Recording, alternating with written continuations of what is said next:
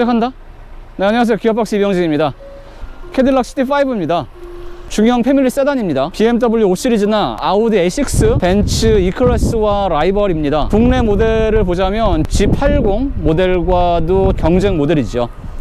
이전에는 CTS라는 이름으로 국내에 소개가 됐었습니다. 그런데 CT 뒤에 5라는 숫자를 붙여가지고 모델명이 바뀌었는데요. 이 모델은 4세대 모델입니다. 디자인이 좀 많이 바뀌었어요. 직선과 각을 많이 살려서 조금 더 다이내믹하고 카리스마 넘치는 디자인을 강조한 건 여전하죠. 이 LED로 세로로 길게 뽑아낸 주간주행등, 이건 방향지시등도 겸하고 있습니다. 방향지시등을 보시면 전체적으로는 아니고 이 아래쪽만 방향지시등이 깜빡깜빡하고 있습니다. 캐딜락의 엠블럼도 오각형이잖아요. 그래서 프론트 그릴 역시도 오각형으로 멋을 내서 디자인을 강조하고 있고요. 커다란 오각형 프론트 그릴 옆으로 날카롭게 예리하게 뽑아낸 헤드램프의 이 눈매도 요즘 캐딜락 CT 모델들의 디자인적인 특징입니다. 지금 이 CT5 같은 경우에는 국내에 판매되는 트림이 프리미엄 럭셔리라고 이 아래급이 있고요. 지금 이 모델은 스포츠 모델입니다. CT5 스포츠라서 이 범퍼 하단도 이렇게 검정과 차체 색상을 투톤으로 겹쳐 놓기도 했고, 라인들도 평범하진 않죠. 더 좀 다이내믹하고 공격적인 그런 맛을 좀 살리고 있습니다. 확실히 옆에서 보시면 차체의 크기가 아무래도 좀 더 넉넉하고 여유가 있습니다. 하지만 실제로 차체의 크기를 좀 비교해보면 BMW 5 시리즈나 G80보다는 좀 작아요. G80 같은 경우에는 좀 라운딩 처리를 하고 좀 둥글리고 좀 곡선을 강조한 그런 좀 우아하고 좀 여성스러운 디자인이 좀 있다면, 언뜻 보면 이 모델은 실제 크기보다 눈으로 봤을 때 더 크고 좀 우람하고 과격해 보이는 그런 느낌이 있죠. 저는 옆모습에서 약간 좀 아쉬운 부분이, 약간 이 부분이 좀 아쉬워요. 푸도 매끈하게 뽑아냈고 디자인이 괜찮았는데, 근데 여기서 왜 이렇게 요런 라인을 만들었을까? 이게 혼다 어코드에서 요즘 보여줬던 그런 디자인인데, 저는 디자인적인 취향상 그냥 이렇게 반듯하게 뽑아내거나 아니면 여기서 그냥 잘라서 이쪽 뒷펜더의 볼륨감을 좀 강조했거나 하면 낫지 않았을까 싶은 아쉬움이 좀 있어요. 휠은 스포츠 모델이라서 브렘보 브레이크 시스템이 들어가 있고요. MRC, 마그네틱 라이드 컨트롤이라는 서스펜션도 들어가 있습니다. 타이어 사이즈는 245 40R 19인치입니다. 뒷바퀴 굴린 모델이지만 뒷 타이어의 크기도 동일해요. 프론트 그릴도 말씀드렸지만 오각형, 그 캐딜락 엠블럼의 모양을 많이 강조했다고 했잖아요. 보시면 깨알처럼 숨어있는 오각형이 많습니다. 사이드 미러 보시면 오각형이죠. 누르는 이 스마트 터치 손잡이, 여기도 오각형이에요. 엠블럼과 비슷하게 생겼습니다. 보일라나요? 안쪽으로 보면 여기 검정색 보이는데, 이걸 누르면 전자식으로 열리는 거예요. 소리 들리시죠? 드르륵 하는 소리. 이게 풀리면서 좀 밀어주는 그런 방식인데, 이게 성격 급하거나 빨리 타야 될 때는 좀 답답해요. 이게 약간 끈적끈적한 엿 이렇게 뛰듯이 그런 느낌이 좀 있는, 하지만 편하고 고급스럽습니다. 이렇게 열면 바로 열리는 CT4, 이 아래급 모델과 파워트레인은 동일해요. 배기량은 2.0이지만 이 크롬 머플러 팁 안쪽으로 듀얼 배기구 실제로 들어있고요. 이게 뭐 2.0인데 웬 350이냐 3.0이냐 3.5냐 그런 게 아니고 350Nm의 토크를 이야기한다고 합니다. 숫자로. 세로와 일정한 광량의 면발광으로 이렇게 트롤 헤드램프와 비슷한 느낌으로 디자인을 했고요. 방향지시등을 켜놓은 상태인데요. 보시면은 빨간색이죠. 이 노란색이어야 되는데 빨간색인가? 괜찮습니다. 우리나라는 미국 FTA 조약을 맺고 있어가지고 미국에서 통용되는 합법적인 모델은 국내에서도 적용이 돼요. 전동 같잖아요. 수동입니다.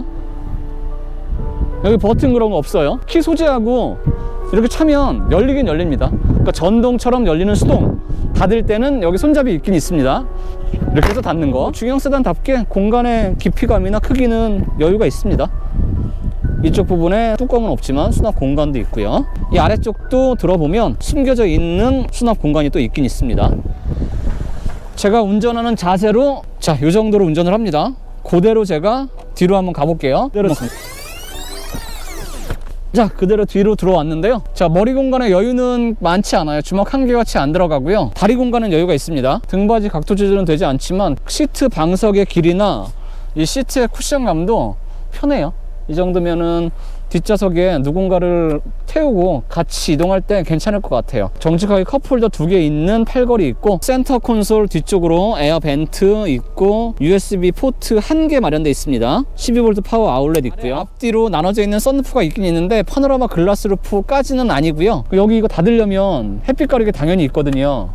뒤쪽에서는 닫을 수 없어요. 앞에 햇빛 가리개 좀 닫아줘. 좀 닫아줘. 그러면 여기서 이 버튼으로 이렇게 해야 닫힙니다. 물리 버튼이긴 하지만 다 LED로 실내 등 조명들도 설치해 놨습니다. 자, 문 안쪽입니다. CT5 스포츠 트림 모델이기 때문에 이 카본도 적용이 되어 있고요. 보스 퍼포먼스라고 하는 오디오가 들어가 있는데 이 오디오 케이스만 봐도 벌써 느낌이 좀 있죠. 알루미늄으로 가공을 해놨습니다. 중형급이기 때문에 거친 플라스틱이 도드라지게 드러나 있는 부분은 별로 없어요. 이 정도만 들어가 있고 다 우레탄과 인조 가죽으로 마무리를 다 해놨습니다. 자, 시트 보시면 가죽의 질감이 상당히 질기고 건강하다 그런 느낌이 듭니다. 버킷까지는 아니지만 꽤나 안정적으로 자세를 잘 잡아주고 전동으로 다 조절이 되고요. 무릎 길이는 수동으로 이렇게 조절을 할 수가 있어요. 물리적인 바늘 계기판 구성되어 있고요. 가운데에 다양한 정보들을 확인을 할 수가 있습니다. 트립 컴퓨터, 주행 가능 거리, 타이어 공기압, 평균 연비, 배터리 전압, 엔진 작동 시간 등등 다양한 걸 확인할 수가 있고요. 미디어 관련, 내비게이션, 전화, 설정 이렇게 가능합니다. 10인치로 커졌어요. 꽤나 선명하고 화질 좋고 구성이 아주 다양하진 않지만 터치감은 괜찮고요. 화질이 생각보다 상당히 선명해요. 다소 조금 아쉽다라고 느낄 수도 있을 만한 크기긴 해요. 그래도 예전 스빌, 드빌 그랬던 캐딜락의 모델들에 비하면 제가 그런 모델을 시승할 때부터 시작을 해서 지금까지 차를 좀 타보고 있고 둘러보고 있는 거거든요. 아무튼 요즘 모델들과 비교하면 정말 격세지감을 느끼지요. 주차 모니터 화질은 짜글짜글한 느낌이 없잖아 있지만 기본적으로 화질이 그냥 대단히 좋지는 않습니다. 그 아래로 물리 버튼들, 공조장치 관련한 물리 버튼들을 쪼로로록 잘 배치를 해놨습니다. 조그만 액정이 있지만 여기서 온도 조절도 가능하고요. 무선과 통풍은 3단계 지원이 됩니다. 무선 충전이 지원되고 세로고 약간 각이 앞쪽으로 나와 있기 때문에 메시지 같은 거 오면 언뜻 확인하기도 괜찮겠습니다. 컵홀더 있는데 뚜껑도 이렇게 달려 있어요. 이기적인 센터 콘솔 박스죠. 운전석에서만 이렇게 열어서 확인을 할 수가 있습니다. USB 포트 2개 들어가 있고요. 12V 파워 아울렛 들어가 있네요. 네, 캐딜락 CT5 스포츠 모델이죠. 국내에는 럭셔리 프리미엄이라는 모델 그리고 이 스포츠 2개 트림으로 판매를 하고 있는데요. 이 스포츠 모델이 조금 더 위급 모델입니다. 비싸다는 얘기죠. 브렘보 브레이크 시스템 들어가 있고요. MRC라고 해서 마그네틱 라이드 컨트롤 서스펜션이 들어가 있습니다. 자석에다가 전류를 이렇게 흐르게 해서 주행 상황과 노면 상태에 따라서 댐핑을 절묘하게 컨트롤을 하는 꽤나 비싼 옵션이죠. 이 CT5 스포츠 모델을 좀 주행을 하면서 가장 마음에 들었던 건 역시 하체 감각이에요. 덕을 이렇게 넘어보면 이게 좀 단단한 편이거든요. 그런데 단단하고 묵직한데 듬직하게 반응을 한다고 하는 게 맞을까요? 승차감이 절대 나쁘지 않아요. 이걸 참 뭐라고 제가 참 표현력이 없는지 딱 좋아! 참 좋은데 이걸 뭐라고 참 말로 제대로 설명하기가 쉽지 않네요. 너무 좋아! 어쨌든 좋다. 딱 좋아! 저는 개인적으로 하체 감각이 가장 마음에 든다.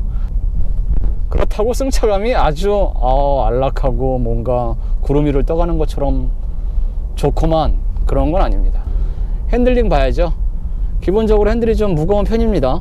알칸타라로 씌워놨어요. 이게 손에 땀이 좀 촉촉하게 배이면 그립감이 아주 좋은데 이 알칸타라 재질이 이 스티어링 휠뿐만 아니라 이 시프트 바이 와이어 방식의 기어 너브 뒤쪽도 보시면 이 손바닥을 감싸서 이렇게 조작을 하게 되잖아요. 이 뒤쪽도 알칸타라 재질로 마무리를 해놨습니다. 이 스티어링 휠을 잡고 있으면 저는 손에 땀이 조금 지금 촉촉하게 좀 나 있는데 손에 착착 감기는 맛이 좋죠. 핸들링은 뒷바퀴 굴림의 특성이 그렇게 크게 두드러지진 않습니다.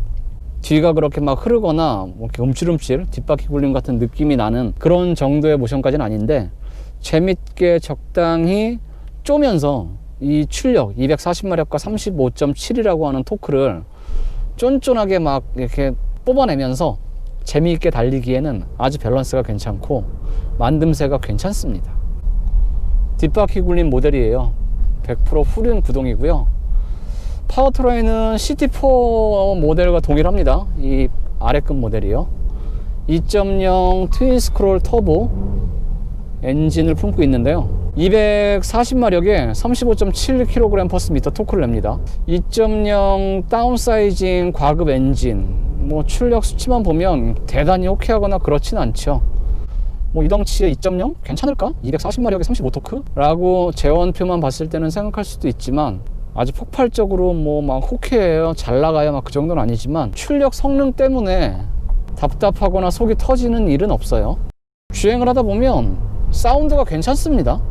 4기통 엔진과 6기통 엔진 사이에 그 어디쯤에 있는 듯한 어떤 엔진 회전 질감과 소리를 내요. 그리고 10단 자동 변속기와 호흡을 맞추고 있습니다. 무려 10단이에요. 요즘에 뭐 7단, 8단이 워낙 대세긴 한데 10단을 쓰는 데는 거의 없거든요. 근데 10단을 적용해 nos어요. 그만큼 잘게 쪼개서 톱니가 보이진 않지만 엄청 바쁘게 일을 하고 있겠죠. 지금 레드존이 6250rpm부터 레드존이 시작이 되거든요. 이 차는 지금 몰아보니까 특히 1단, 2단에서 약 5500rpm 정도면은 기어 변속을 하더라고요. 요즘 추세에 비하면 조금 회전수가 좀 낮은 편인 거죠. D모드에서 한 번 더 밑으로 빼면 M모드, 매뉴얼 모드로 들어가는데요. 매뉴얼 모드에서는 무조건 변속을 제가 직접 하지 않으면 바뀌지 않습니다.